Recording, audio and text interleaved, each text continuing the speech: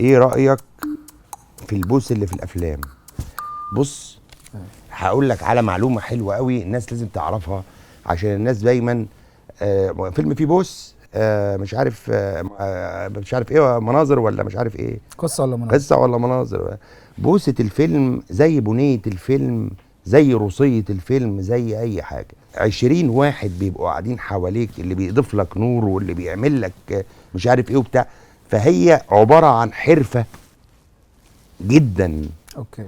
يعني وتمثيل قوي. بس فاكر تقول لي الواحد ما بيبقاش في المود. ما لا، انت بتصنع المود كمان يعني. اوكي. يعني دي بتبقى قصه، وبيبقى مثلا ايه، بتحاول تصنع المود. ففي مثلا ممكن تقول قللوا الناس اللي في الاوضه شويه، يبقى المخرج قاعد مع مدير التصوير بس، مع اللي بيقيس، مع اصل ده كمان يعني احنا بني ادمين برضو يعني. استاذ خالد، في ناس بعتت لنا رسائل عن مشاكلها العاطفيه، وبما ان معانا النهارده خبير الاستراتيجي العاطفي في المشاعر، هترد لنا على الرسائل دي وتقول لهم على حل يعني. ماشي؟ اوكي، ماشي. موضوع الخبير الاستراتيجي ده تمام؟ هاتوا. انا بتكلم. ماشي. واحده بتقول انا مشكلتي ان جوزي حرفيا معفن، بتحايل عليه شهور يستحمى ومفيش فايده، لدرجه اني منعت نفسي عنه، سوري يعني، بس هو بيحاول برضه وكلم اهلي وانا مكسوفه اقول السبب. يا سيد لو بتسمع وليد استحمى.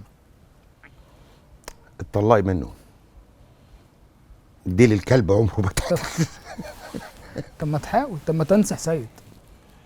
ما هو اصل المشكله بيبقى داء. اه.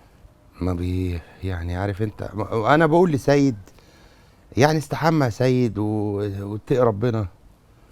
ترى وما ظلمهاش. ها. هو ما ظلمهاش، لا هو ده الراجل ظلم باين طبعا. صح. طبعا انت يعني قاعد مع كده يعني. ماشي. صعب. احمد بيقول ان هو عنده 15 سنه وبيحب الميس بتاعته جدا بتاعه الالعاب، ومش عارف يقول لها ازاي. بيقول انا عارف ان انا صغير، بس انا عايزها تستناني وداخل جد، نفسي تستناني لحد ما اكون نفسي. ربنا يكون في عونك يا احمد. انا كنت عامل زيك بالظبط، كنت بحب الميس بتاعت الالعاب برضو وانا صغير وكل حاجه واستنيتك. استنى مين؟ وهي تستنى مين؟ ده انا كنت مش عارف في اولى اعدادي ولا في سته ابتدائي وحاجه كده يعني. بس هو بيقول انا داخل جد يعني، مش ربنا معاك. شوف ابوك هيقول لك ايه. ابوه. انت جبت من الاخر.